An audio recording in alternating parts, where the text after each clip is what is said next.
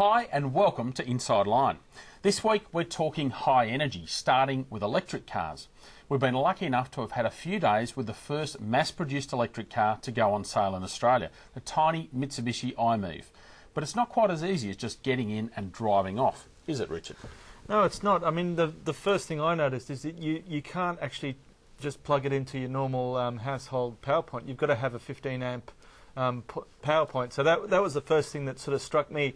The other thing is you're going to need some sort of undercover area to charge this thing, because I don't like the thought of recharging this thing in the rain. No, well, out on the street as well. I know anyone can cut the cord, unplug it, do what they want to it. Yeah, but, for sure. You know, at the same time, it also surprised me. I did about 270 k's in it. It surprised me just how easy it was to live with, and you can get 90 or 100 k's a day, and sure, that's not going to suit everyone, but for a lot of people, it'll be fine.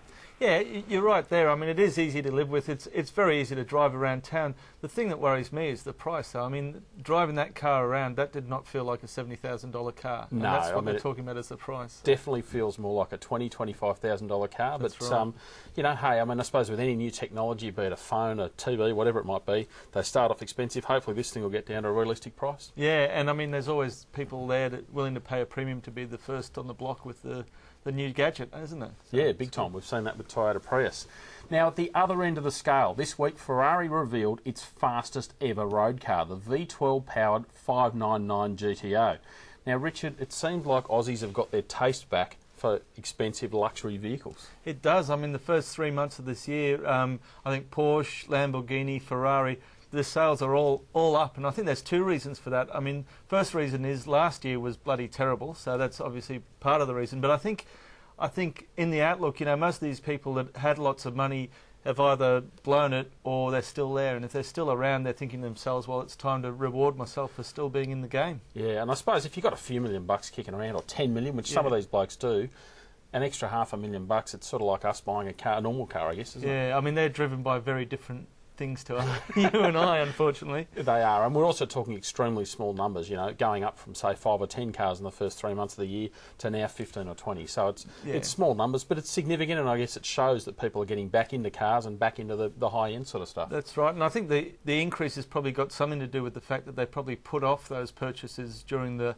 hard times. I mean, no one wants to be running out and buying a Ferrari while they're laying off staff, do they? No, it's not a good look at all.